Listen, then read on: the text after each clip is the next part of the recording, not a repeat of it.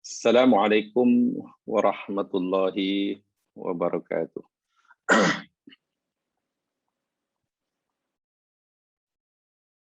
Alhamdulillahilladzi an'amana bi ni'matil imani wal islam wa faddalana ala sairil anam.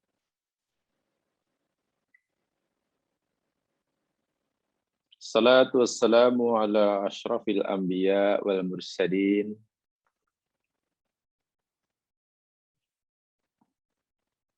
nabina wa rasulina Muhammad sallallahu alaihi wasallam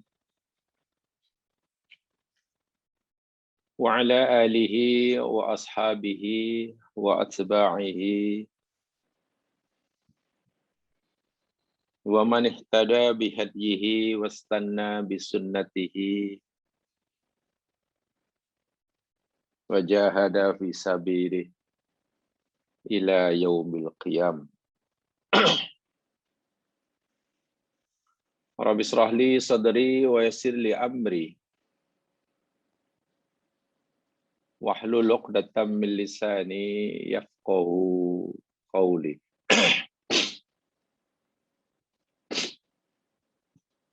Bismillahilladzi la yadurru ma'asmihi syai'un fil ardi wala fis sama'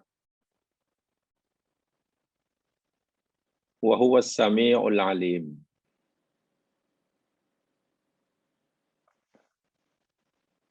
Bismillahilladzi la yadurru ma'asmihi syai'un fil ardi wala fis sama' wa huwas sami'ul 'alim. Bismillahilladzi la yadurru ma'asmihi syai'un fil ardi wala fis sama' wa huwas sami'ul 'alim.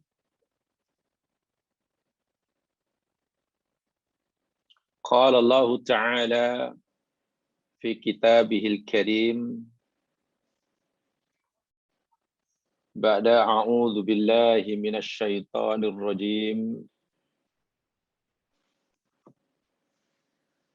Kitabun anzalnahu ilaika mubarak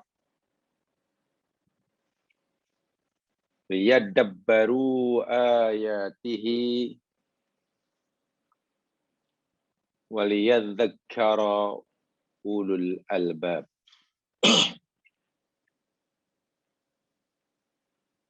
Yang bermaksud adalah ini sebuah kitab ketetapan yang kami, yakni Allah, telah turunkannya kepada engkau, wahai Muhammad, yakni Al-Quran. Mubarakun, yang penuh dengan keberkatan, penuh dengan kebaikan.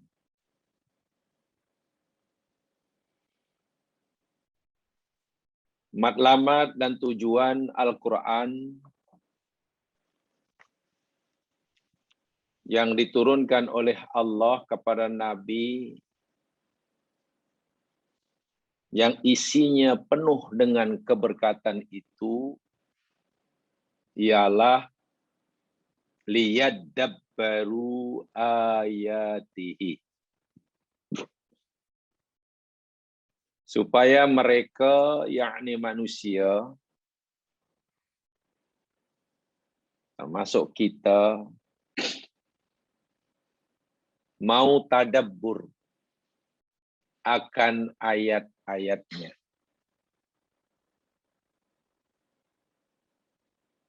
Mengkaji dengan seberapa boleh, sedalam-dalamnya.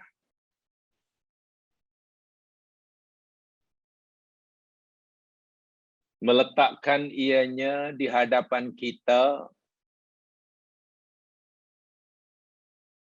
kita di belakangnya mengikuti sahaja dari belakang. Kemana dia hendak membawa kita, kita ikut dia. Liyadabbaru.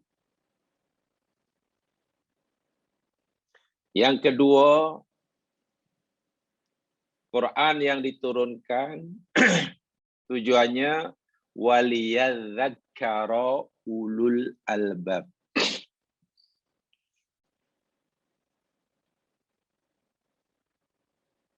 Dan supaya, ada yang mengartikan supaya, lam tu lam ta'lil,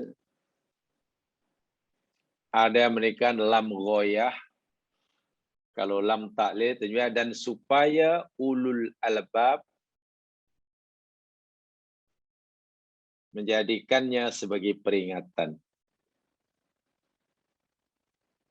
Kalau diartikan sebagai lamul akibah, akhirnya, kesudahannya, golongan ulul albab dapat menjadikannya sebagai peringatan. Jamaah sekalian, itu satu di antara ayat dalam Al-Quran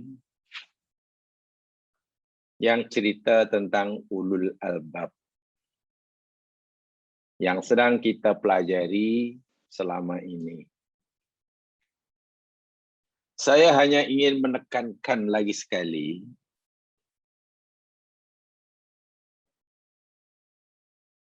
lafaz atau kalimat ulul albab ke, ulil albab ke, hanya berbeza i'rab, ulu atau uli, marfu dan mansub atau majrur, itu saja bezanya. Yang diulang-ulang di dalam Al-Quran, kalimat ini sebanyak 16 kali. Ya, cukup banyak, diulang-ulang sebanyak 16 kali. Namun sejauh ini, bila dikaji dan diteliti, Al-Quran sendiri tidak menjelaskan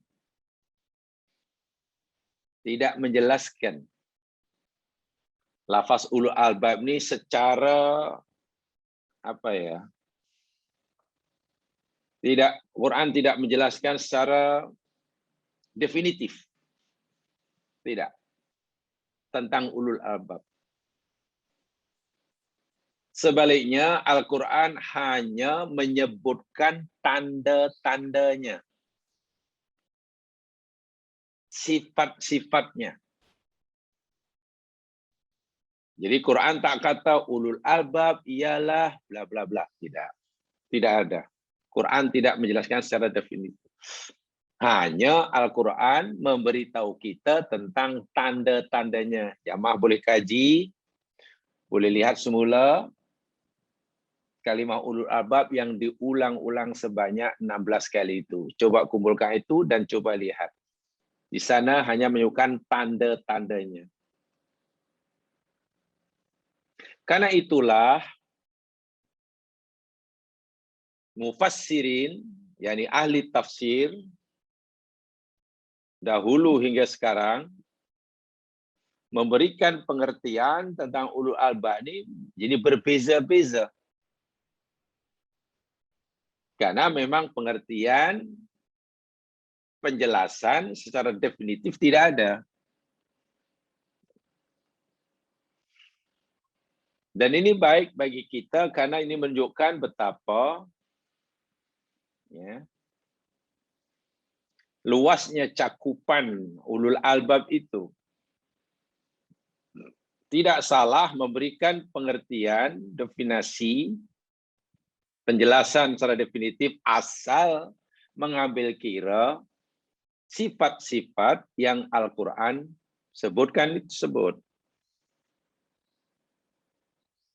Walaupun dari segi bahasa semua kita tahu ulul albab atau ulil albab daripada dua patah kata.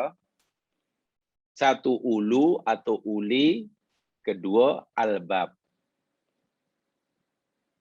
Dari segi bahasa ulu atau uli itu maknanya du atau di, dawu, mempunyai. Bahasa Melayunya, yang empunya. Al-albab itu bentuk jamak daripada lubbun. Lubbun. Lubbun satu, mufrad, singular.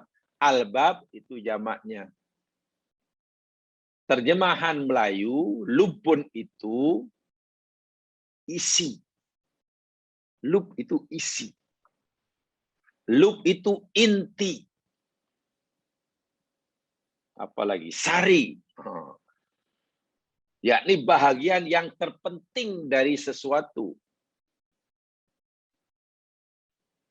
Ya, bolehlah dikatakan lubbun itu antonim kepada kulit. Sebab kulit itu yang luar. Lub itu yang paling dalam, yang paling inti. Jadi kalau ulul albab, orang-orang yang punya inti. Punya pati. Datutlah contoh semuanya cendekiawan Muslim, ulama Muslim kini. Sebagai contoh yakni Dr. Muhammad Yusuf Al-Qaradawi. Di dalam konteks ini, kata Al-Quran menunjukkan bahwa manusia itu rupanya terdiri daripada dua bahagian. Dalam konteks inilah, kata Yusuf Al-Qaradawi, Quran memberitahu kita bahwa kita manusia ini terdiri pada dua bahagian. Dua unsur. Satu bagian kulit, dan yang satu lagi yakni bagian isi, inti. Bentuk fizikal kita ini adalah kulit. Mulai pada hujung rambut hinggalah kaki, mata, telinga, dan seterusnya. Itu kulit. Bahkan organ yang ada dalam tubuh badan kita itu bagian kulitnya. Kulit bukan semestinya luar, bagian fisikal kita. Yang Allah ciptakan daripada tanah. Itu bagian kulit.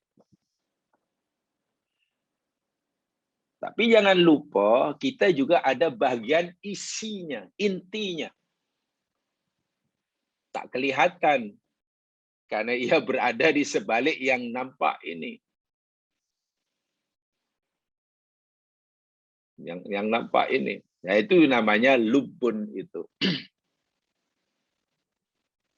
Otak kita ada isinya, ada kulitnya. Sisi kulitnya, ya otak itulah yang doktor semua banyak yang pakar itulah. Banyak doktor pakar tentang jaringan saraf otak yang boleh dilihat itulah. Boleh lihat, boleh pegang. Itu bagian kulitnya. Di sebaliknya itu bagian intinya. Jadi otak manusia, yakni otak kita ini, akan bekerja secara maksimal, sempurna. Kalau dalam istilah saya, dahulu saya telah berikan, yakni tafkirun mithaliyun, berfikir paripurna, sempurna, perfect thinking. Manusia akan berfikir maksimal ketika mana otak bagian prefrontal cortex dia yang mewakili pikiran, berfikir rasional, dan sistem limbik dia yang mewakili perasaan itu bekerja secara seimbang. Antara berpikir rasional, tafakkur, dengan berfikir emosional, tadakkur, itu ada dalam diri kita itu. Berfikir rasional, itu menggunakan free frontal cortex, kita tahu. Tadakkur, kaitan dengan perasaan emosional, itu dalam sistem limbik kita, itu bekerja secara seimbang. Tafakur dan tadakkur. Secara serentak. Seimbang dan secara serentak, secara simultan. Simultaneous. Mutazaminah. Terjadilah keharmonian berfikir. Orang tidak boleh hanya berfikir rasional semata-mata dengan menyampingkan berfikir emosional. Orang tidak boleh memahami sesuatu hanya berfikir emosional saja, memfungsikan sistem limbiknya semata-mata, tanpa mengikut sertakan berfikir rasional. Gabungan kerjasama antara keduanya berjalan serentak dan seimbang, itu akan melahirkan orang yang disebut ulul albab. Luar biasa itu.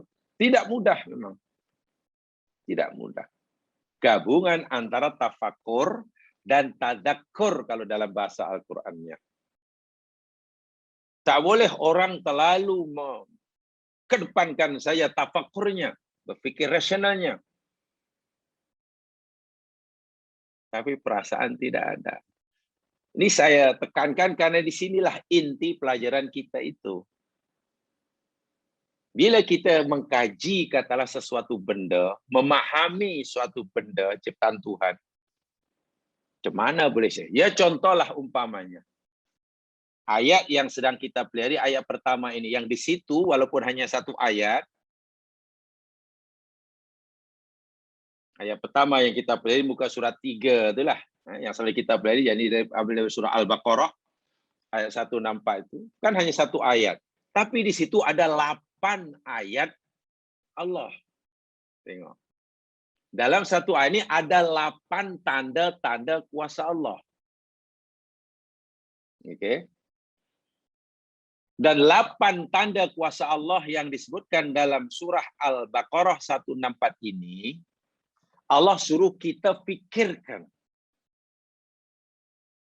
Allah suruh kita memahaminya dan dengan berpikir rasional. Dan memang boleh. Bagaimana asal-usul penciptaan langit.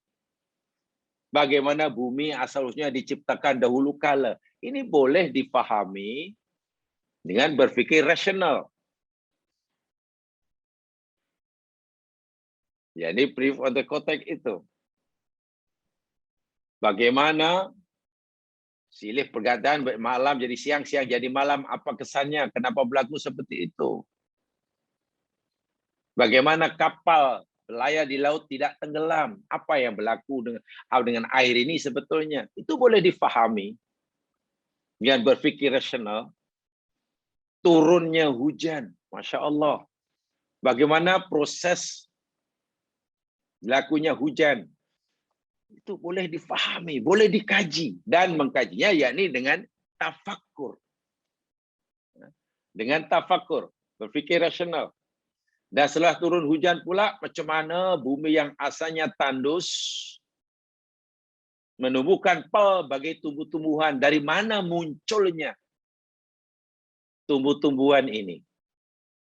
Wahai sebelumnya, bumi tadi gersang, tandus.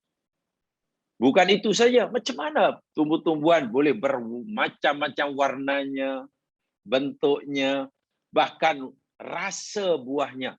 Itu semua yang Allah suruh kita tafakur. Itu objek tafakur. Angin dan senyap. Ada 8 ayat ya dalam ayat pertama ini yang Allah suruh kita pelajari. Selepas kita pelajari, kita kaji, kita pelajari, dan akhirnya kita faham, Dan memang untuk mendapatkan kefahaman jamaah sekalian, ya kita kena pelajari. Yang hujung-hujung dia nanti adalah takwa. Secara ringkas begini ya, proses mencapai ketakwaan itu tidak dapat terlepas daripada proses pembelajaran. Saya ulangi. Proses untuk kita mencapai ketakwaan itu tidak boleh terlepas daripada proses pembelajaran pertama. Belajar. Dengan belajar, seseorang boleh faham. Boleh faham. Dengan kefahaman, ia akan menjadi yakin. Itu dia. Dengan keyakinan, seseorang akan menjadi beriman. Dan dengan iman, dia akan melahirkan ketakwaan. Subhanallah. Jadi ini proses. Mencapai peringkat takwa yang paling tinggi, dan itu ciri khas ulul albab, tidak akan tercapai tanpa melalui tahapan pertama. Apa tahapan pertama? Belajar. Apa yang dipelajari? Ciptaan Allah dalam ayat ini. Bagaimana mempelajari ciptaan Allah? Tafakkur. Berpikir rasional. Pendekatannya pendekatan akli. Bila sudah belajar tafakur, insya Allah nanti Allah bagi kita faham. Baru, oh Masya Allah, rupanya begini ya. Dari rupanya ini punca munculnya tumbuh-tumbuhan. Ini rupanya bagaimana hujan itu berlaku. Faham. Dengan kefahaman, insya Allah kita akan menjadi yakin. Dengan keyakinan akan melahirkan iman. Nah, dan iman ilah nanti akan melahirkan ketakwaan. Ketakwaan. Nah, setelah kita katalah paham bagaimana proses demi hujan, yang sangat ajaib itulah. Dengan mengkaji pelbagai tumbuh-tumbuhan, dari segi warnanya, rasanya, bentuknya.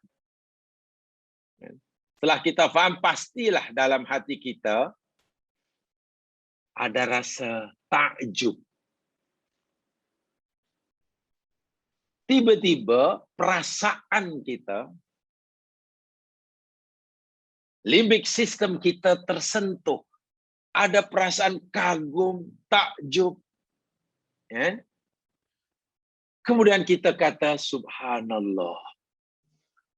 Tiba-tiba kita melihat, bukan ya, merasakan ada kuasa yang sangat dahsyat di sebalik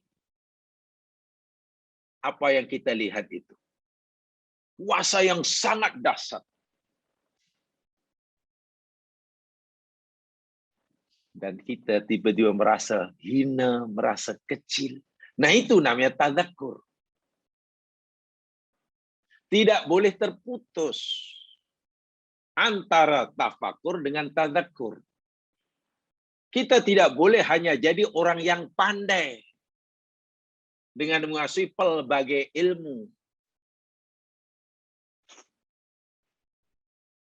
Jika ilmu yang banyak itu tidak menimbulkan rasa kagum kepada penciptanya. Bahasa yang selalu saya gunakan, tidak ada maknanya. Kita pakar, kita paham betul tentang keajaiban, rahasia ciptaan semesta. Tetapi kita tidak mengenal dan tidak merasakan kebesaran penciptanya. Itulah yang saya maksudkan. Sebanyak manapun ilmu yang kita kuasai, pemahaman yang ada melalui proses pembelajaran panjang tadi, tiba-tiba nilainya menjadi kosong. Jika kita hanya kenal akan ciptaan, tetapi tidak kenal penciptanya. Kita kagum dengan alam dan isinya, begitu canggih, begitu luar biasa kehidupan yang ada di sekitar kita. Kalau ciptaannya saja menimbulkan rasa kagum, takkan kita tidak akan lebih kagum kepada yang menciptakannya. Karena kita tahu apa yang kita lihat, yang kita kaji ini tidak terjadi dengan sendirinya. Nah, gabungan antara hasil tafakur dengan rasa kagum dalam hati, merasa gerun dalam hati, timbul rasa takut, timbul rasa dan macam-macam. Itulah sifat ulul albab. Dan ini berlaku serentak secara berterusan. Simultaneous, simultan, muntazamiyah. Ini sebetulnya yang kita pelajari. Apapun nanti ayat yang kita pelajari, ke sana arah. Sana arahnya. Mungkin ramai daripada kita sudah sedikit sebanyak melaksanakan perintah tafakurnya sudah. Mungkin. Karena sudah belajar itu, belajar ini, belajar itu, belajar perhatikan itu, perhatikan ini. Apalagi zaman sekarang, mungkin kita sudah pelajari itu. Tinggal tadakurnya. Sebab tidak boleh terputus. Antara tafakur, tadakur ini tidak boleh terputus. Saya kata tadi, kena berlaku serentak, seimbang, dan berlaku secara simultan. Serentak. Tidak boleh. Dan tentulah lebih malang yang sekarang karena biasa ya. Benih kalau sudah biasa, kadang-kadang kurang mengagumkan kita. Kurang mengagumkan kita. Air itu sebenarnya kan sesuatu yang sangat mengagumkan kita. Bagaimana proses berlakunya hujan dan bagaimana ia dicipta. Kan itu sangat luar biasa. Dalam Quran disebut banyak kali. Tapi karena ia berlaku setiap saat di depan mata kita, sehingga seakan-akan keajaibannya tidak terasa. Jadi istilahnya kita lebih sering ya take for granted. Itu sebenarnya kurang baik ya dari segi meningkatkan keimanan untuk mencapai ulul albab. Kurang baik. Kita take for granted. Benda yang sebenarnya luar biasa mengagumkan, tapi karena ia berlaku setiap saat di depan mata kita, sehingga kita tidak merasakan keajaibannya. Kalaulah ciptaan, keajaiban ciptaan Allah pun kita tidak dapat merasakannya, bagaimana akan dapat merasakan kebesaran penciptanya? So, itu tafakur seperti itu, mengagumi sesuatu yang memang mengagumkan, itu hendaklah kita usahakan terus-menerus. Terus-menerus. Baik. Saya ingin menambahkan penjelasan dalam ayat yang pertama ini. Sudah ada 8 ayat yang sekalian, tapi saya tidak sampaikan semuanya karena tentu makan masa yang sangat panjang. Di situ nyatakan berlakunya turun hujan. Dengan sebab turun hujan, bumi menumbuhkan pelbagai tumbuh-tumbuhan. Betul? Lalu Allah sebarkan pelbagai macam binatang yang bergerak di muka bumi. Mulai daripada cacing yang kecil, hinggalah gajah, hinggalah dinosaur umpamanya, yang sangat besar. Lepas itu Allah sebut di situ, dalam ayat itu ya mas sekalian, yakni bima yanfa'un nas. Hasil mahsul bumi dibawa ke sana kemari yang memberi manfaat. Diangkut melalui laut. Sebelum pun diangkut, dipindah randahkan sama ada melalui jalan darat, jalan laut, jalan udara, sebetulnya tumbuh-tumbuhan ini mempunyai banyak manfaat bagi kita. Dan sangat besar manfaatnya. Dan itu Allah bagi pada kita percuma. Dahlah Allah cipta sangat mengkagumkan. Setelah cipta itu bermanfaat tanpa kita sadari, kita hanya selama ini terus-menerus merasakannya, menikmatinya tanpa kita menyadarinya. Ya sebagai contoh lah, ini sekadar contoh ya. Saya tidak berniat sama sekali untuk mengajar jamaah sekalian, sebab saya tahu jamaah dahulu belajarnya bagian ini. Ya. Jadi tentu lebih tahu daripada saya. Ini sekadar contoh. Contoh manfaat tumbuh-tumbuhan. Dengan sebab turunnya air hujan, tumbuh pelbagai jenis tumbuh-tumbuhan. Bentuknya, warnanya, saiznya, buahnya, rasa buah, oh macam mana, khasiatnya, tak tahulah berapa banyak. Paling tidak kalau kita perhatikan manfaat tumbuh-tumbuhan yang Allah ciptakan. Yang pertama, ya kalau bahasa kami dahulu, masa belajar, jadi ada manfaat estetik. Manfaat keindahan. Dan ini tidak dinafikan. Dengan adanya tumbuh-tumbuhan pokok, ramai orang tanam pokok untuk mendapatkan manfaat indah. Sedap mata memandang. Cantik sungguh lah kawasan ini. Banyak pokok. Itu pasti itu. Mendapat manfaat. Sehingga tengok khasnya di bandar-bandar. Oh, kalau tak ada pokok susah. Cantiklah kawasan ni, rumah awak cantik, banyak pokok. Semua orang suka pokok. Ini ada nilai estetis. Ada manfaat, apa dipanggil? Orologis. Mencegah erosi. Jangan sampai tanah itu runtuh, sampai itu tanah itu ya nih. Kan ditanam pokok untuk menahan erosi. Manfaat lagi. Kalau tidak, ya tanah kita akhirnya bukan banjir, bukan hanya banjir air, banjir lumpur.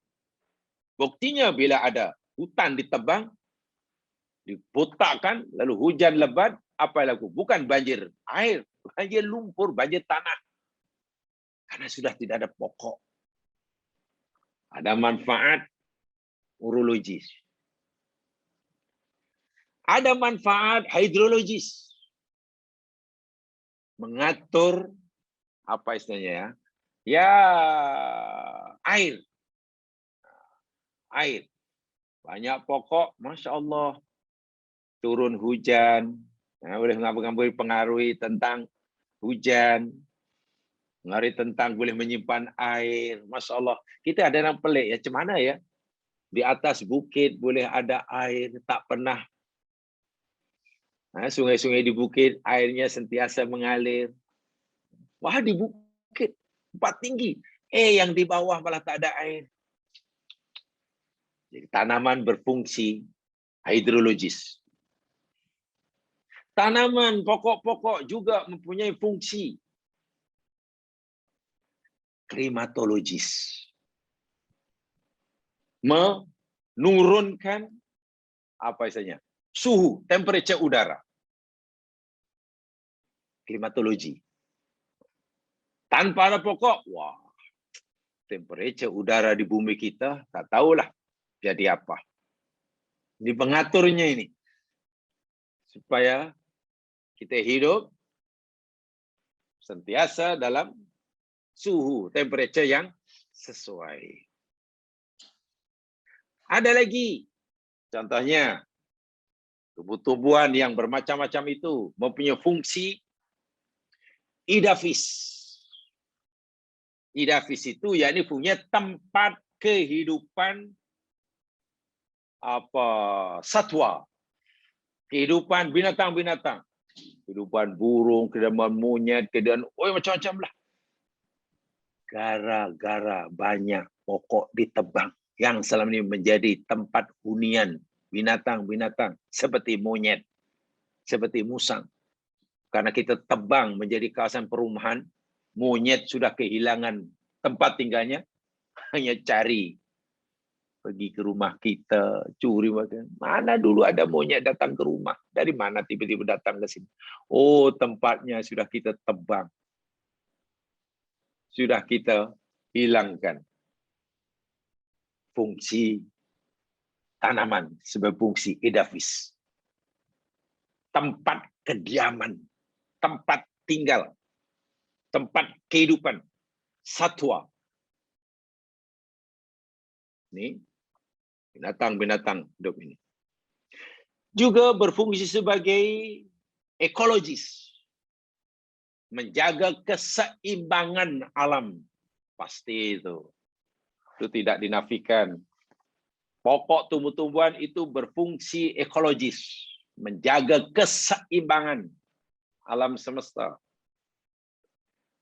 Tumbuh-tumbuhan juga berfungsi sebagai protektif, melindungi, protektif daripada panas, angin, debu, cuaca dan sebagainya. Sejuk rasanya, selesa akhirnya bila rumah katalah dikelilingi oleh pokok-pokok yang rindang, walaupun di luar banyak kendaraan yang melepaskan, menimbulkan pollution udara, rumah yang diberi dengan pokok tenang. Ya, gue pelindung, gue penapis. Dan juga berfungsi sebagai edukatif juga pastilah, pembelajaran. Nah, sebagai higienis boleh menghasilkan oksigen dan sebagainya. Itu semua manfaat bagi kita.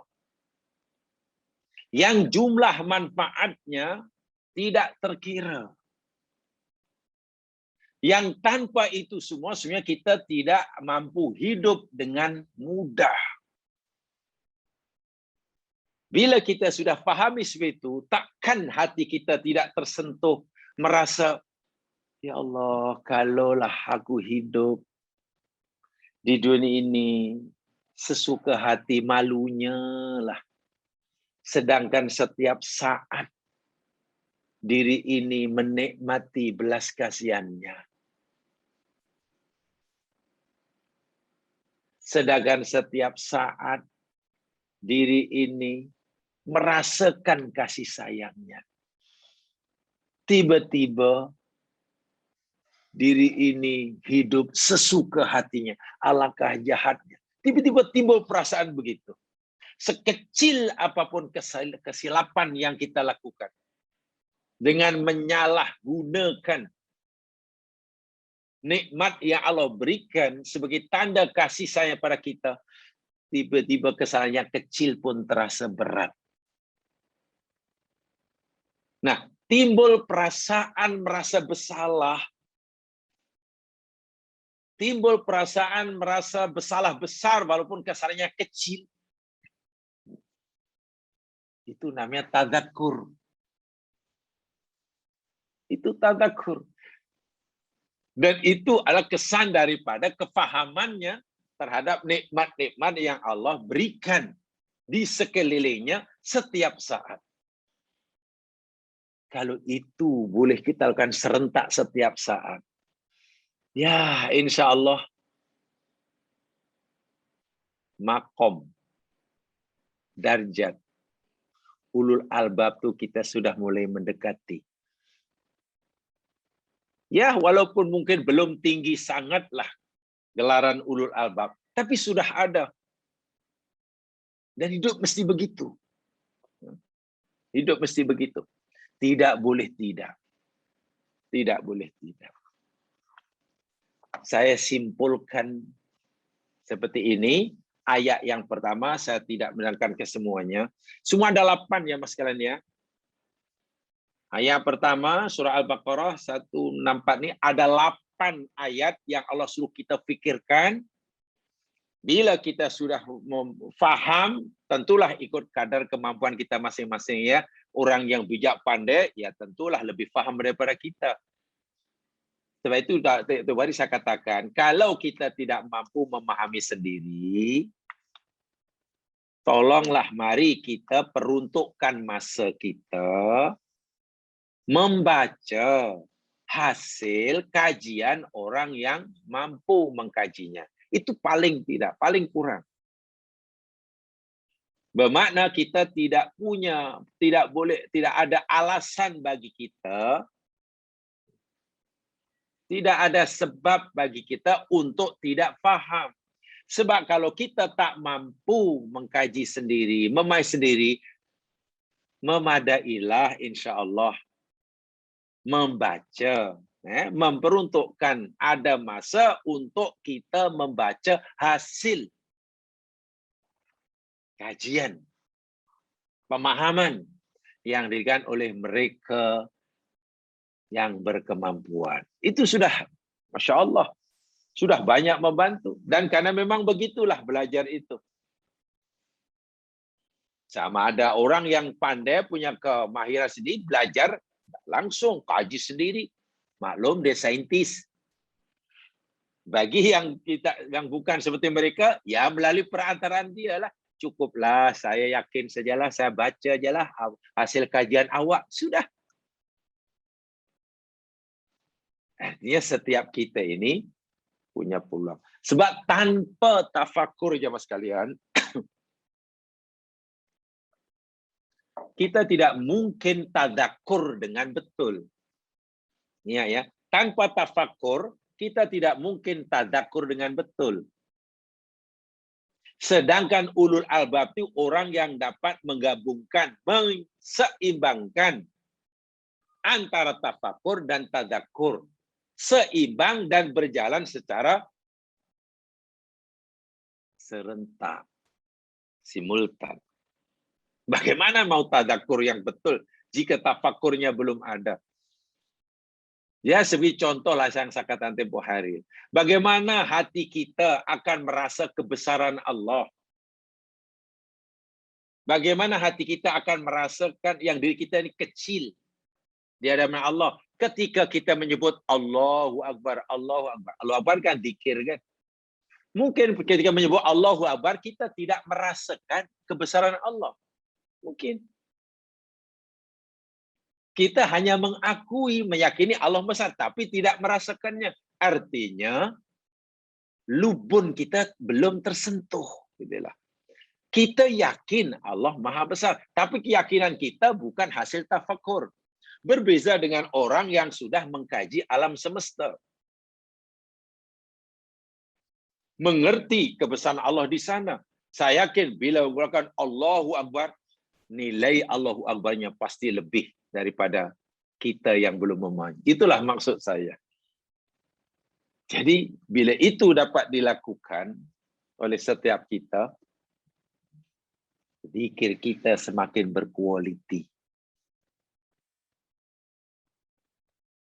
Bukan hanya jumlahnya yang banyak, tapi mutunya juga tinggi. Zikir kita bukan hanya kuantitinya saja yang tak terhingga, karena banyaknya.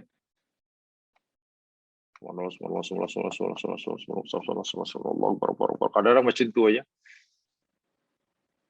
Tapi juga berkualiti. Sekali menyebut Allahu Akbar, terbayang kebesaran Allah. Karena dalam otak dia sudah tersimpan memori, maklumat tentang keajaiban, kebesaran Allah yang Allah tunjukkan dalam ciptaannya. Otaknya, dalam memori otaknya sudah tersimpan maklumat kebesaran Allah yang Allah tunjukkan dalam ciptaannya, yang dikaji itu. Bila sebut Allahu Akbar, terbuka. Memori itu, wah datang. Sebut Maha Suci Allah, terasa. Sebut La ilaha illallah, akan terasa. Bahwa memang tidak ada Tuhan yang berasa melainkan Dia. Karena Dia nampak dalam alam yang dicipta walaupun mengagumkan, semuanya itu digerakkan. Tidak ada benda yang bergerak melainkan ada yang menggerakkan. Tidak ada benda yang hidup melainkan pasti ada yang menghidupkannya. Tidak ada benda yang mati kecuali pasti ada yang mematikannya. Itu warna merah, itu kuning, itu hijau, itu busuk, itu masak, itu manis. semua ada yang menghendakinya. Dan dia melihat yang merasa memahami yang menggerakkannya itu. Dan yang menggerak itu hanya satu. Yaitu ketika melihat keajaiban alam yang pelik-pelik sekalipun, dia kata la ilaha illallah, la ilaha illallah. Seakan-akan kalau dia boleh bercakap dengan matahari, katakanlah. Matahari sangat dahsyat, ajaib sungguh. Karena boleh sebagai semacam kehidupan, sumber kehidupan. Sangat mengkagumkan. Sehingga orang-orang dahulu karena kagumnya kepada matahari, yang dia punya kekuatan yang luar biasa sehingga mereka menyembah matahari. Ya, mereka menyembah matahari, dewa matahari. Subhanallah. Di sebahnya itu matahari. Domingo itulah. Do itu Tuhan, Minggu itu matahari. Itu zaman dahulu. Kemudian orang putih menerjemahkannya, ya jadi apa adanya, jadi nama hari itulah Sunday. Sunday itu kan hari matahari itu. Kenapa menjadi hari yang pertama? Ya karena dianggap Tuhan. Dianggap Tuhan. Orang ulul albab melihat matahari sangat dahsyat. Memang dahsyat. Tapi tahu sedahsyat-dahsyat, sehebat-hebat matahari, sepanas manapun matahari, ini ada yang menghendakinya jadi panas. Buktinya berubah-ubah, pasti ada yang menguasainya berubah-ubah. Sehingga kalau dia boleh pecah dengan matahari, akan kata pada wahai matahari, walaupun engkau ni hebat, walaupun engkau ni dahsyat, tapi aku katakan pada engkau, la ilah, engkau bukan Tuhan. Dia kata, engkau bukan Tuhan. Kepada matahari kita katakan, engkau bukan Tuhan. Pada itu, engkau bukan Tuhan. Pada gunung, engkau bukan Tuhan. Kepada apalagi langit, engkau bukan Tuhan. Engkau bukan Tuhan. Bukan Tuhan, bukan. Bukan Tuhan itu dalam bahasa la ilah. La ilah, la ilah, la ilah, la ilah. Semua kita nafikan. Selepas semuanya kita nafikan, awak bukan Tuhan, awak bukan Tuhan. Lalu siapa Tuhan? Illallah. Nah, Tuhan yang sebenarnya hanya satu, yang menggerakkan kamu semuanya. Yang membuat kamu haji jadi hijau, yang membuat kamu jadi manis, yang membuat kamu jadi panjang, kamu jadi pendek, jadi bulat. Itu yang aku sembah. Jadi menyebut la ilallah karena faham itu tadi. Pasti hatinya bergetar. Pasti hatinya bergetar. Itu jamaah sekalian. Kita latih begitu. Walaupun sedikit demi sedikit. Sehingga bagi saya nilai satu zikir, kalimat zikir itu bukan ditentukan oleh banyak, oleh jumlah, kan. Nilai satu zikir ya, bukan oleh fasih menyebutnya atau tidak, bukan. Saya kadang-kadang tertarik juga jamaah sekalian dengan firman Allah, fadhkurullaha katsira. Ya ayyuhalladzina amanu dzkurullaha dzikran katsira. Secara mudah, ya, wahai orang-orang yang beriman, udzukurullaha dzikran katsira. Ingatlah kamu akan Allah banyak-banyak. Coba jamaah perhatikan. Wahai orang beriman, ingatlah kamu Allah banyak-banyak. Kemana ayat itu ya? Orang yang beriman itu orang yang sentiasa ingat Allah. Atau perintah mengingat itu, ingatlah itu perintah mengingat. Itu sepatutnya hanya layak ditujukan pada orang yang lupa. Kan begitu ya? Ingatlah kamu kepada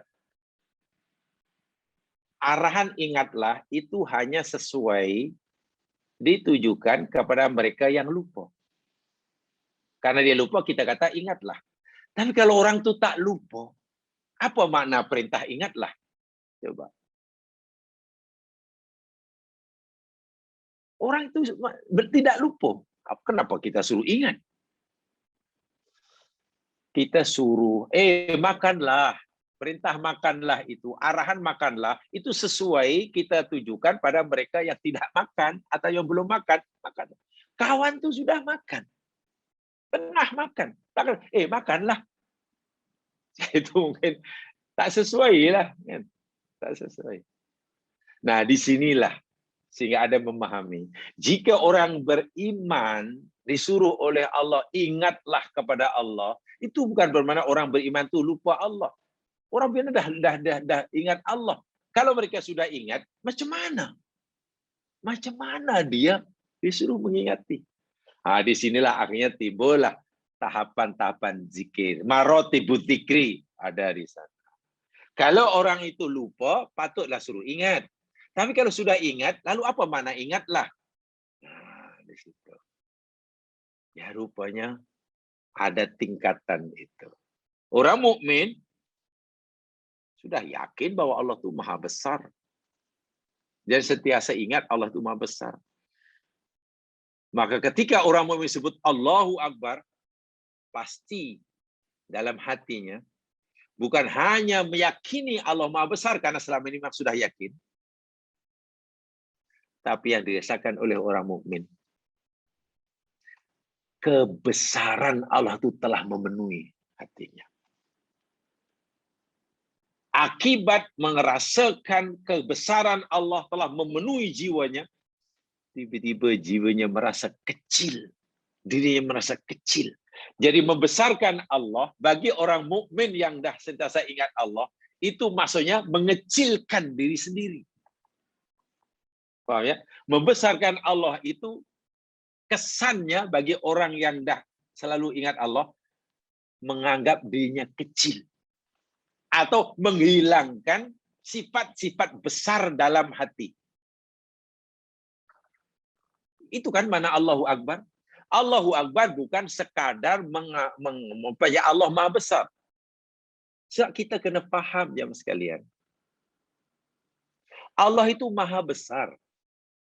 Kita mengucapkan Allahu Akbar ke, kita tak ucap Allahu Akbar ke, ada orang baca Allahu Akbar ke, tak ada orang baca Allahu Akbar, Allah tetap besar. Apakah kita fikir Allah baru maha besar hanya karena kita membesarkannya? Kan tidak ya. Allah tidak menjadi maha besar karena kita membesarkannya. Tidak sama sekali. Allah tetap maha besar daripada dahulu. Zaman azali. Hingga bila-bila. Dan tidak akan berkurang kebesarannya. Kalau Allah tu maha besar, lalu buat apa kita Allahu Akbar, Allahu Akbar? Pengakuan kita. Wah, kalau kita tidak mengakui Allah maha besar, Allah tetap besar. Nah, di sini akhirnya orang mukmin, oh iya ya. Allah tu maha besar. Kita mengatakan Allah maha besar ke tidak, Allah tetap besar. Ini bermakna setiap kita menyebut Allahu Akbar,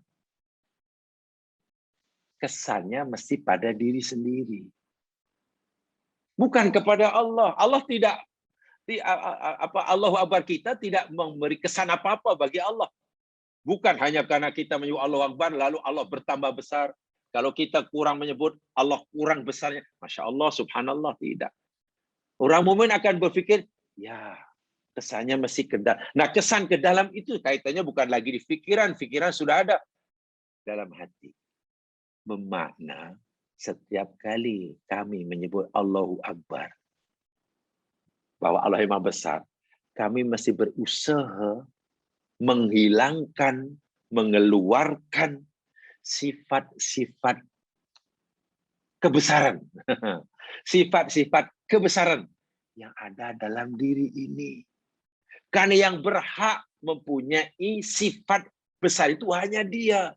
Yang lain maknanya kecil. Termasuk saya, kita yang Allahu Akbar tidak boleh lagi merasa dirinya besar. Keluarkan itu. Semakin banyak sifat-sifat kebesaran dalam hati kita keluarkan, sehingga suatu saat kita berada pada titik yang paling kecil di hadapan Allah, maka Allahu Akbar kita berkualiti. Itu ulul albab. Sehingga hidupnya penuh dengan tawadhu. Saya pernah kata, kalau membesarkan Allah itu namanya takbir, membesarkan Allah itu takbir. Membesarkan diri sendiri namanya takabur. Ya? Takabur. Ditakbir itu hakikatnya menghilangkan takabur diri. Tidak ada maknanya Allahu Akbar, Allahu Akbar, Allahu Akbar, tapi dirinya penuh takaburan. Itu tidak ada maknanya. Kosong. Seakan-akan nanti Allah tanya, macam mana awak? Awak kata, aku saja yang maha besar. Tapi kenapa awak masih merasa besar? Sebenarnya awak ingin menjadi saingan aku. Coba macam mana? Itu kejayaan orang berzikir bukan pada banyaknya. Kejayaan orang berzikir dengan apa yang dirasakan oleh inti, oleh lubnya. Sebanyak mana sifat-sifat rasa besar, rasa hebat ini keluar daripada diri. Sehingga ia akan berada satu titik yang paling dhaif, paling lemah, paling kecil. Kalau dalam bahasa Al-Quran, antumul fuqara itu. Itu mustahak sekali. Sebab tadi saya katakan, bila Allah kata ingatlah kamu kepada Allah, perintah ingatlah itu sesuai ditujuan pada orang yang lupa. Tapi kalau orang itu masih ingat, selalu ingat, lalu apa makna ingatlah? Itulah sebenarnya ciri-ciri ulul albab itu seperti itulah. Seperti itu. Dan untuk ke sana, yaitu tadi, satu di antaranya telah merasakan kebesaran Allah. Bagaimana untuk dapat merasakan kebesaran Allah? Allah kata, kamu tidak mungkin mengetahui kebesaran aku, kata Allah. Kamu tidak mungkin mengetahui kebijaksanaanku. Tidak mungkin. Tapi jangan khawatir. Aku bagi kamu alat, aku bagi kamu wasilah untuk mengetahui kebesaran aku. Sebab aku tunjukkan kebesaran aku tunjukkan kebijaksanaanku, aku tunjukkan kekuasaanku dalam alam ciptaanku. Kamu perhatikan alam yang aku cipta. Di sanalah kamu akan nampak betapa besarnya kuasa aku. Betapa besarnya kebiasaan aku, kata Allah Subhanahu wa taala. So, beribadah, melakukan perintah seperti ini yang sekalian, sangat besar artinya dalam kehidupan. Jadi ya, itu kesimpulan daripada 8 ayat dalam satu ayat ini. Kita tidak menjelaskan satu persatu, ya hanya beberapa yang telah kita pelajari agak dalam dahulu. Karena memakan masa yang sangat panjang. Satu, khasnya bagi diri saya sendiri, setelah saya carikan bahan-bahan, sangat panjang penjelasannya satu ayat ini. Karena di situ ada 8 ayat. Apalagi ayat ini ayat kauniyah. Bukan ayat hukum, bukan ayat fikah ya. Ini ayat kauniyah. Coba kalau kita bicara tentang bagaimana langit dicipta, bulan itu kan masya Allah hasil kajian daripada para pakar teori bagaimana alam semesta diciptakan. Itu kan panjang sekali itu. Bagaimana proses berlakunya hujan. Masya Allah. Quran memberitahu kita kaidah-kaidah umumnya. Tahapan-tahapan berlakunya hujan. Quran hanya cerita secara garis besarnya saja. Marahil dipanggil marahilu takwinil mator. Marahilu takwinil mator. Itu ada dalam Al-Quran. Minta maaf ya, seperti yang saya katakan dahulu, saya tidak belajar itu, saya hanya belajar tafsir Al-Quran dahulu. Jadi ayat-ayat kauniyah, ilmu tentang kauniyah ini kami belajar dulu hanya berikan ayat-ayat kauniyah, bukan belajar sekolah khas seperti jamaah mungkin ambil itu tidak begitu. Coba Quran sudah ada itu. Marahilu takwinil matar. Tahapan-tahapan berlakunya hujan. Itu ada di dalam Al-Quran jemaah. Banyak.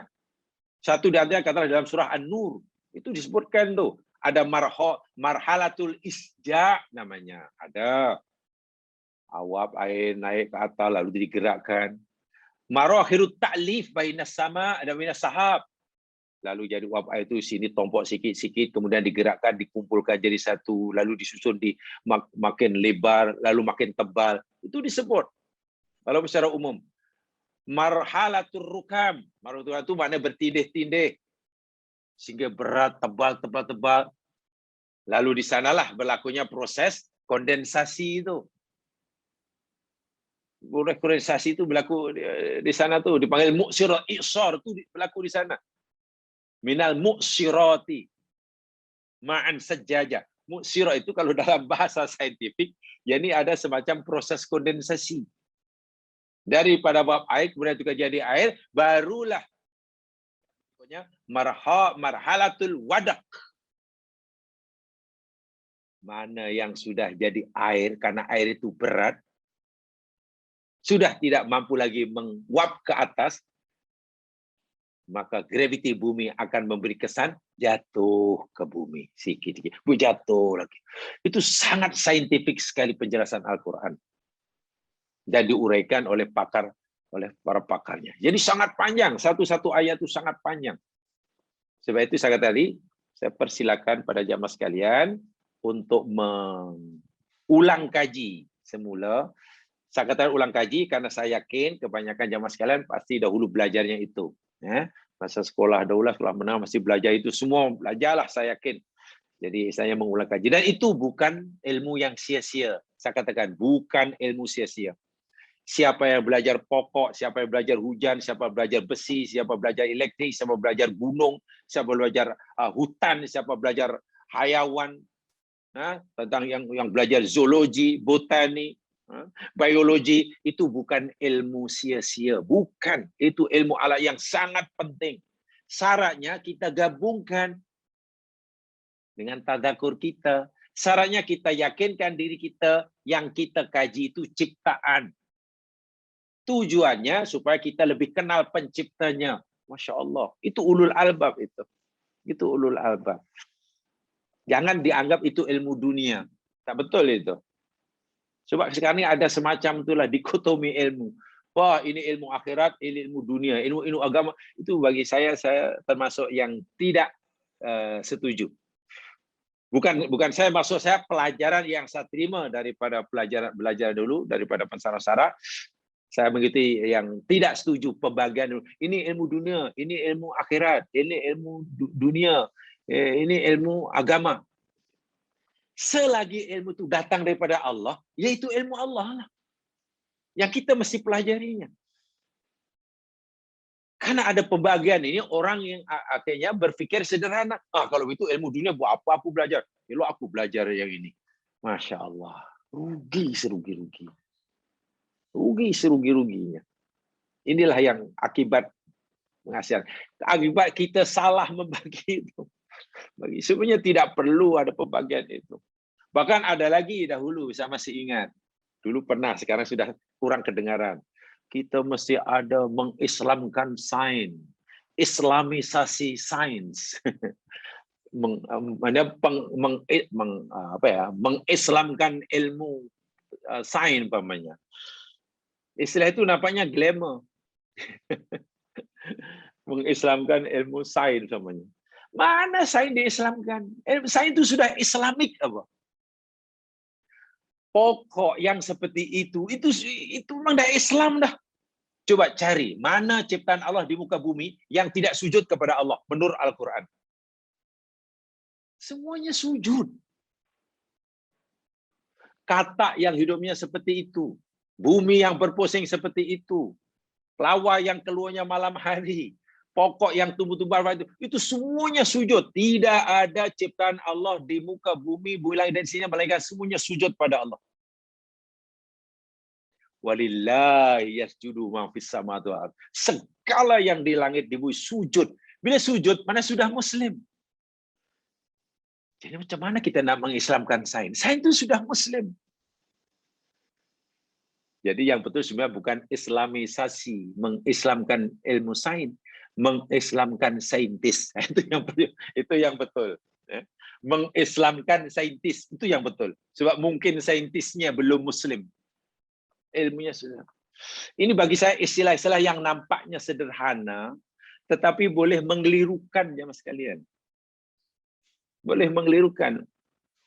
Ini saya ya, pandangan yang saya pegangi ya. Saya pegangi sesuai dengan apa yang Dipelajari dahulu yang dipelajari. Jadi tidak ada islamisasi sains, tidak ada. Kalaupun ada islamisasi saintis. Karena ramai saintis yang mungkin belum muslim. Yang dikaji, pokok yang dikaji sudah muslim. Iya. Matahari yang dikaji sudah muslim.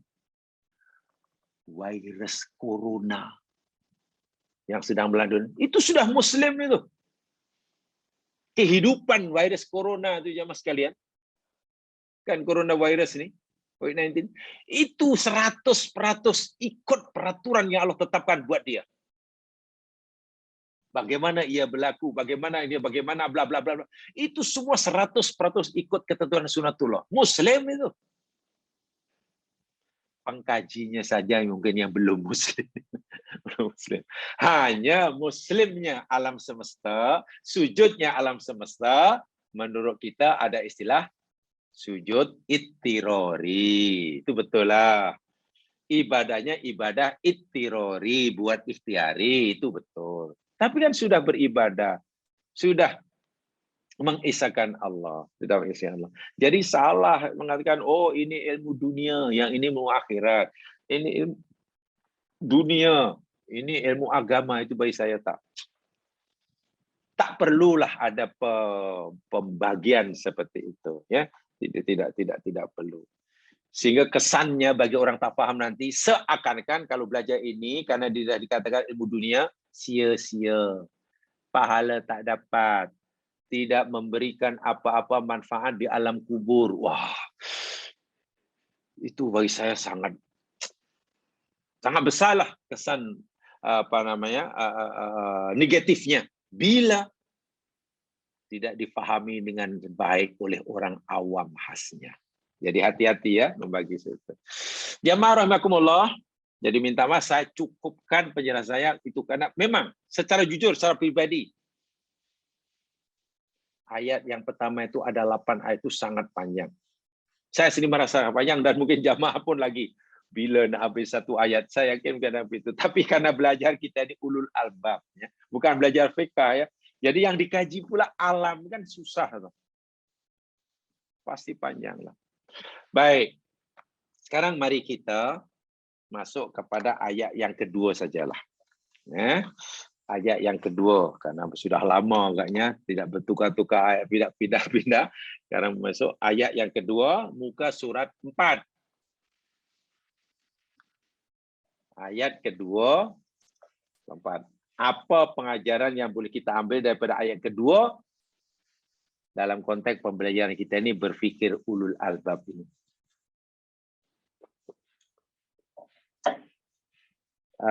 Tapi sebelum itu saya minta tolong, mungkin ada yang membantu kita ingin membacakan ayat kedua ini. Saya persilakan. Tolong kalau ada yang ingin membacakan. Bukan kalau ada, saya kata mesti ada. Mesti ada yang membacakannya, tolong. Surah Al-Baqarah 266.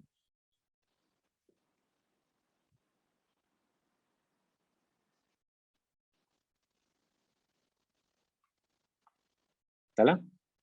Sila.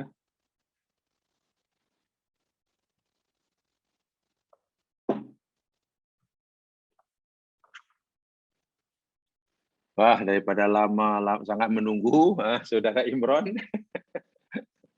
Nah, baca Bang Imron yang baca. Tolong Bang Imron. Wakili semua jamaah. Baik, Ustaz.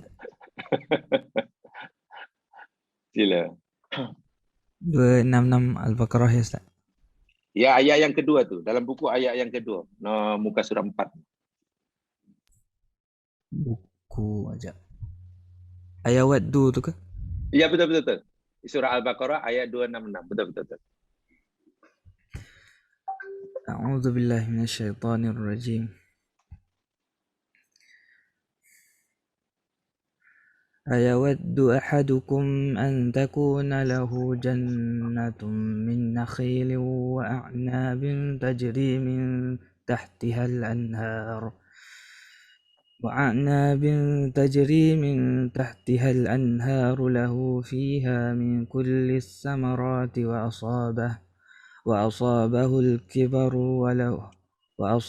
الكبر وله ذرية ضعفاء فأصابها إعصار فيه نار فاحترقت كذلك يبين الله لكم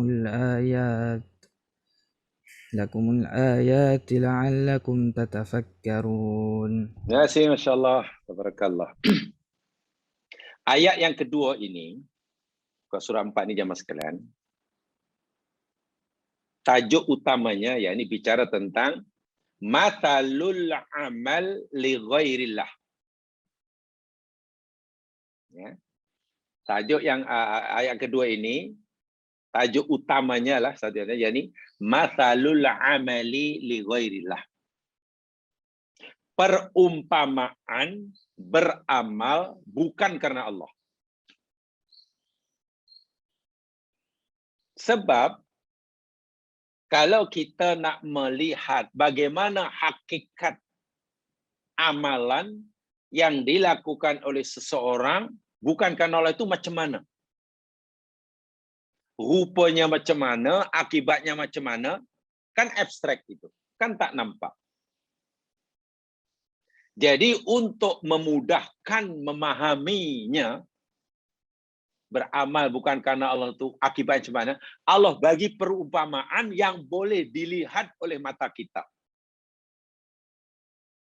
Yang boleh difahami dengan menggunakan sarana panca indera kita. Ini menarik. Lagi-lagi Allah Subhanahu wa taala menyuruh kita menggunakan segala kemampuan tafakkur yang ada dengan sarana mata untuk melihat, telinga untuk dengar, tangan untuk pegang, semuanya lah. Akal otak untuk berfikir. Bila kita sudah dapat memahami apa yang nampak, objek tafakur, nanti loop kita ini tergerak. Loop kita akhirnya dapat bahan untuk macam ini rupanya. Bila aku beramal bukan karena Allah tuh ini, seperti ini nanti jadi. Itu kaitannya dengan rasa nanti. Bukan lagi dengan fikir, dengan rasa. Nah, bila kaitan rasa itu kaitan dengan tadakkur. Tapi untuk mendapatkan sesuatu yang boleh kita rasa dengan qalbun kita, nah kita kena tafakur dahulu. Jadi gabung itulah saya kata tadi, berjalan seimbang dan serentak. Tafakur dan tadakur. Ini ayat yang luar biasa. Tajuknya tadi saya katakan perumpamaan beramal li ghairillah. Perumpamaan beramal bukan kerana Allah. A'udzu billahi minasyaitonir rajim. Ayawaddu ahadukum. Adakah suka seseorang kamu antakuna lahu jannatun, adalah baginya kebun min nakhilin wa a'nabin,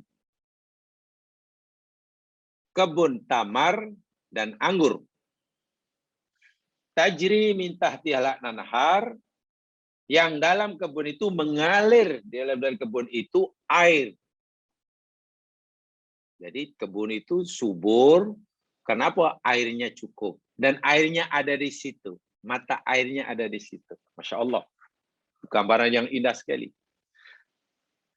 Dan bukan hanya daripada anggur, tamar dan anggur saja. Tapi juga lahu fiha min kulli thamarat. Dan bagi orang itu, seorang kamu itu, di kebun tadi juga macam-macam buah-buahan. Bukan hanya tamar dan anggur. Macam tu buah lah. Sebut aja apa ada. Memang tak disebutlah, itu durian tak sebutlah. Durian sebut. Tapi apakah ada durian? Ada, sebab Quran sama kulli thamarat. Maknanya masuklah durian. Masuklah langsat. Sehingga ada orang kata, buah durian ni disebutkan dalam Quran, langsat tu. Ada orang kata, tak ada, aku cari tak jumpa. Kata memang tak adalah. Wadurianu, walangsatu, warambutanu, memang tak adalah. Tapi bagi yang faham, ada. Tapi disebutnya bukan durian lah, disebutnya kullut tamarat. Setiap jenis buah-buahan. Pertanyaannya, adakah langsatu jenis buah-buahan? Iya. Adakah rambutan jenis buah-buahan? Iya. Kalau itu masuk dalam Quran. Masya Allah. Jadi orang Arab dahulu pada zaman Nabi, walaupun tak kenal langsat, tapi langsat sudah disebut secara tak langsung. Sebab kalau disebut katakanlah wadurianu, walangsatu, warambutan.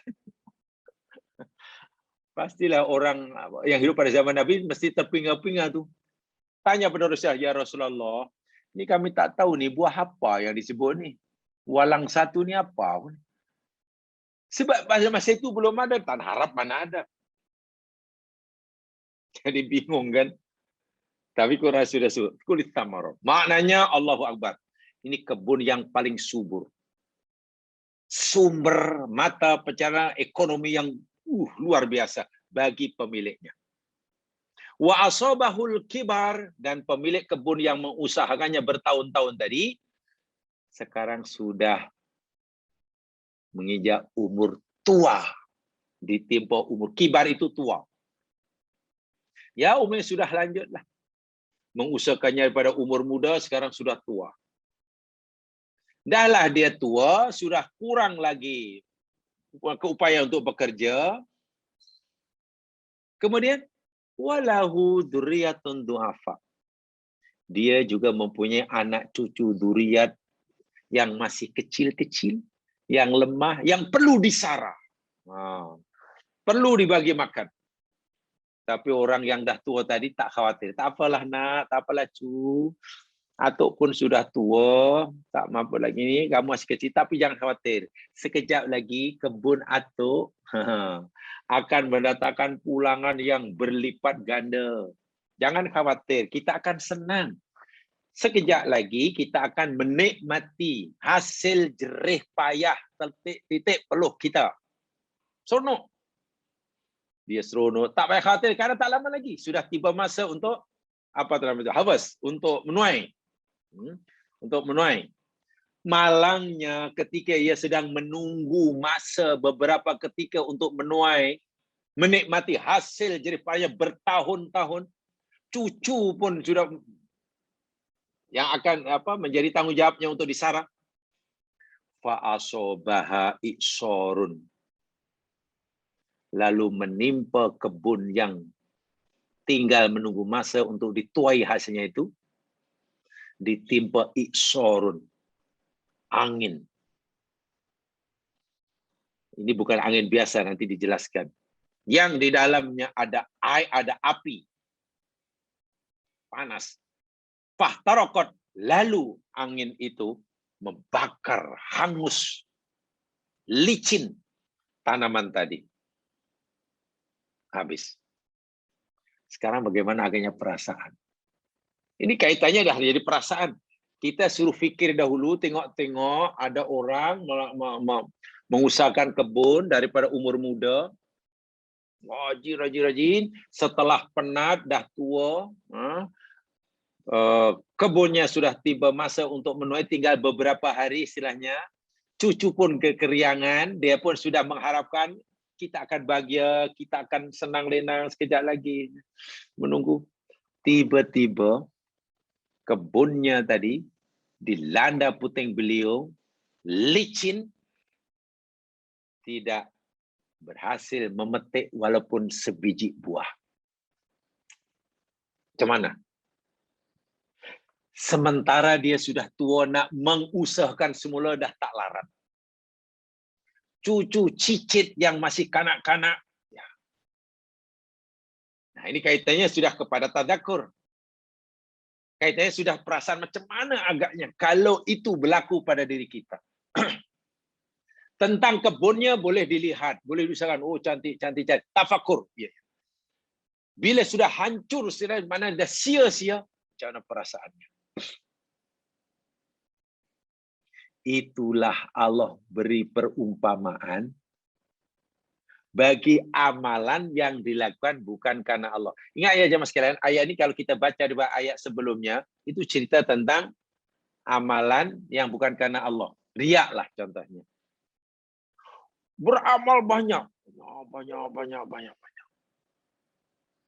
Daripada umur muda, mukmin, amal-amal soleh, amal banyak. Ya, saat-saat akhir tinggal menunggu kematian istilahnya. Tinggal menunggu kematian istilahnya lah. Bila mati saja nanti akan mulalah mendapat balasannya. Banyak amalnya. Tiba-tiba dia melakukan perbuatan yang dengan perbuatan itu menghapuskan segala amalan yang pernah dilakukan puluhan tahun. Nak beramal lagi, masa tak cukup. Diharapkan dengan amalan yang banyak, nanti bila mati dapat pahala yang banyak. Tiba-tiba amalan itu belum sempat ia mendapatkan balasannya, amalan terhapus sama sekali, tidak tersisa sedikit pun. Karena dilanda puting beliung. Dan puting beliung itu dia sendiri yang melakukannya. Terhapus. Kan ada amalan-amalan dalam agama kita ini, jamaah sekalian, agama kita, yang bila kita melakukannya boleh menyebabkan amalan itu terhapus, terbatal, pahala terhapus. Nah, itu baca aja lah tentang nawaqidul iman. Saya yakin sudah diajar. Pembatal-pembatal syahadah sudah diajar. Pembatal-pembatal pahala amalan. Saya tidak akan cerita itu. Hanya yang dalam ayat ini ceritanya tentang riya umpamanya. Macam mana perasaan orang itu? Itulah contoh amal bukan karena Allah. Macam petani, pekebun yang mengusahakan kebunnya puluhan tahun, tahun, sudah tiba masa untuk menuai, hatinya seronok, tiba-tiba dilanda puting beliung,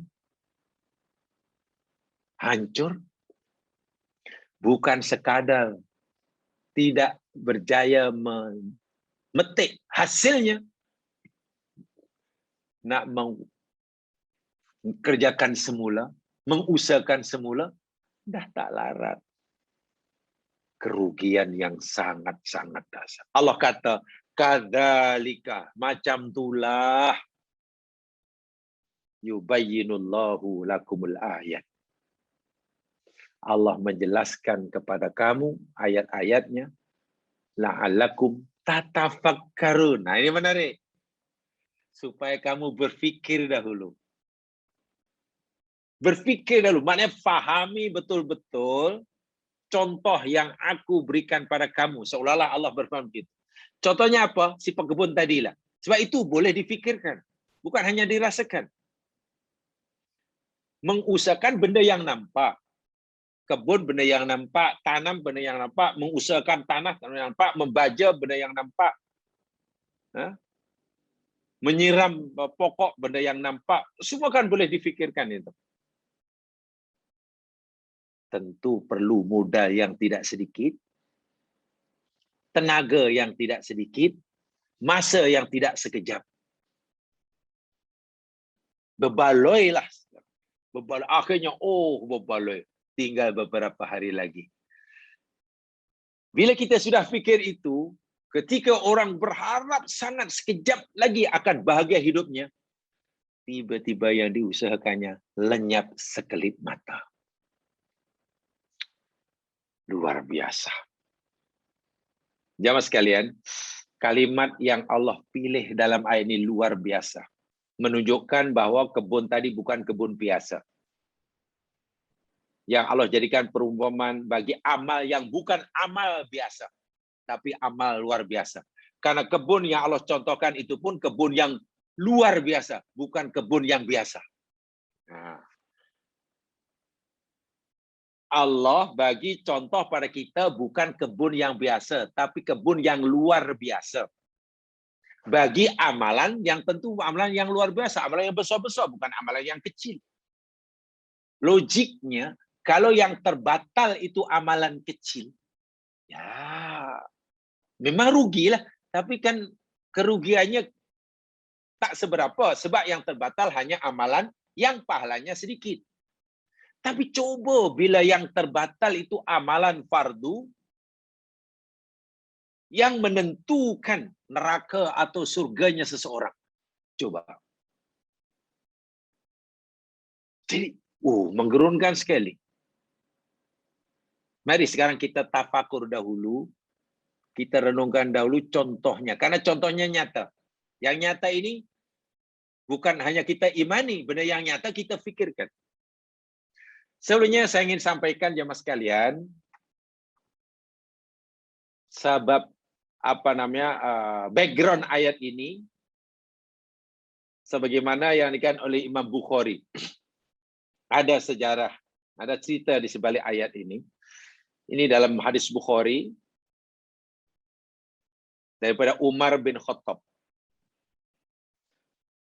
Anna Umar bin Khattab radhiyallahu an sa'ala yauman ashab Rasulullah sallallahu alaihi wasallam. Pada suatu hari Umar bin Khattab ini bukan sebab turun ya, ini lebih tepatnya ya semacam kejadian lah yang ada kaitan dengan ayat ini. Ayat ini sudah turun gitulah.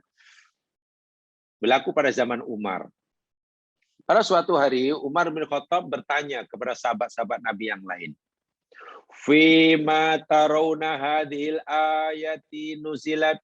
Wahai kawan-kawan, ada tak di antara kamu yang tahu tentang ayat ini kenapa diturunkan? Ini ayat yang ke-266 ini diturunkan pasal apa ya? Coba tolong beritahu aku, kata Umar kepada sahabat yang lain. yakni ayat doa yang dasarnya ini. Faqala, lalu ada sebagian sahabat Umar yang menjawab, Allahu a'lam ya Amirul Mukminin. Wahai Umar, Allah ajalah yang Maha tahu. Umar nak tanya pendapat mereka, jawapannya wallahu a'lam. Apalagi Umar yang ingin tahu dengan serius, jawapannya wallahu a'lam. Faghadi wa Umar, marah Umar. Aku tanya kamu, mungkin ada yang tahu. Kamu jawab wallahu a'lam. Mengamuk Umar. Marah sungguh. Faqala qulu na'lam aw la na'lam. Katakanlah kami tahu, kalau tahu beritahu, atau kami tak tahu. Macam itu jawapannya. Ini jawab wallahu a'lam. Itu Umar. Dia tanya pada orang itu jawab wallahu a'lam, Umar marah. Aku tak mau dengar jawaban itu. Aku mau jawaban kamu, kami tahu. Atau kami tak tahu, sudah. Kalau tahu, tolong beritahu kau. Kalau tidak tahu, ya sudah, aku tidak paksa kamu untuk beritahu. Marah Umar.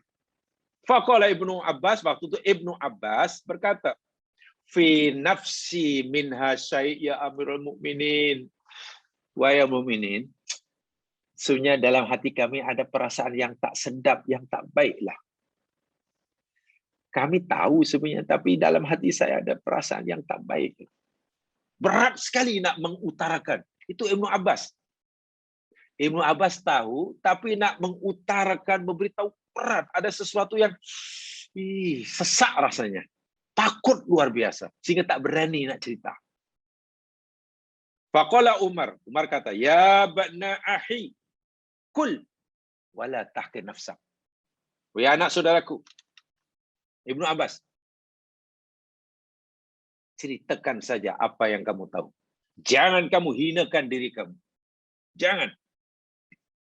Abaikan perasaan kamu yang berat itu. Utarakan saja. Qala Ibnu Abbas. Ibnu Abbas kata, duribat matali amalin. Umar, ayat itu sebetulnya diturunkan sebagai perumpamaan bagi amalan. Sebab kenapa Allah cerita ni apa ni? Ayat itu Allah turunkan sebagai perumpamaan bagi amalan. Qala Umar, Umar tanya, ayu amal? Amalan apa lagi? Perumpamaan bagi amalan apa ayat ini? Ibnu Abbas kata, li amalin sebagai satu amalan, ya, li ghairillah, yang dilakukan bukan karena Allah. Qala sadaqtah. Betul awak. Betul kata kamu tuh Abbas. Li rajulin ghinan ya'malu bi ta'atillah, thumma ba'asallahu azza wa jalla ilaihi syaitan, lamma fani'a umruhu fa'amila fil ma'asi hatta ahraqa amalah. Ya, berat sekali lah nak sekian. Ayat itu yakni sebagai perumpamaan bagi amalan yang bukan karena Allah. Cita orang yang sehat memanfaatkan kesehatan untuk beramal. Cita orang yang kaya memanfaatkan kekayaannya untuk beramal soleh. Cita orang yang berilmu lalu dimanfaatkan ilmunya untuk di jalan yang benar. Itulah bi ta'atillah, taat pada Allah.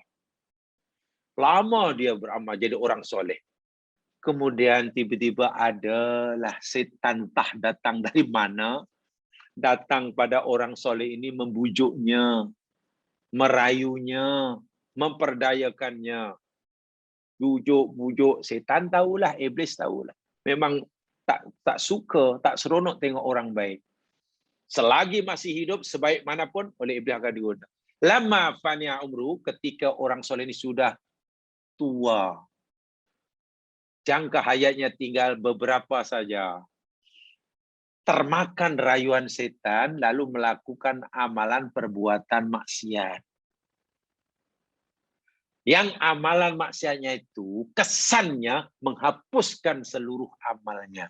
Ya mungkin syirik, mana tahu, mungkin apa. Lalu menghapuskan amalnya dan dia mati saat itu. Ayat ini kaitannya dengan itu, wahai Umar. Kata Ibnu Abbas. Nah itu yang kedua, itu yang perlu dirasakan. Itu tidak dipikirkan karena itu kaitannya dengan yang kita beramal. Macam mana perasaan jika itu menimpa kita? Ya sekalian, untuk sementara itu saja saya sampaikan. Seperti yang saya katakan tadi, ayat ini pemilihan perkataannya luar biasa. Mempunyai nilai balaghah yang sangat tinggi. Insyaallah nanti kita akan pelajari sama lebih mendalam. Untuk yang kedua ini, tafakur ulil albab ini. Itu saja yang benar pada Allah jua, yang silap kelemahan diri sendiri. Mudah-mudahan diberkati oleh Allah Subhanahu wa taala menutup dengan bacaan tasbih kifarah dan surah wal asr. Subhanakallahumma bihamdika asyhadu an la ilaha illa anta astaghfiruka wa atubu ilaik. A'udzu syaitonir rajim wal asr innal insana lafi khusr illa alladziina aamanu wa amilus shalihat tawassaw bil haqq tawassaw bis sabr. Assalamualaikum warahmatullahi wabarakatuh.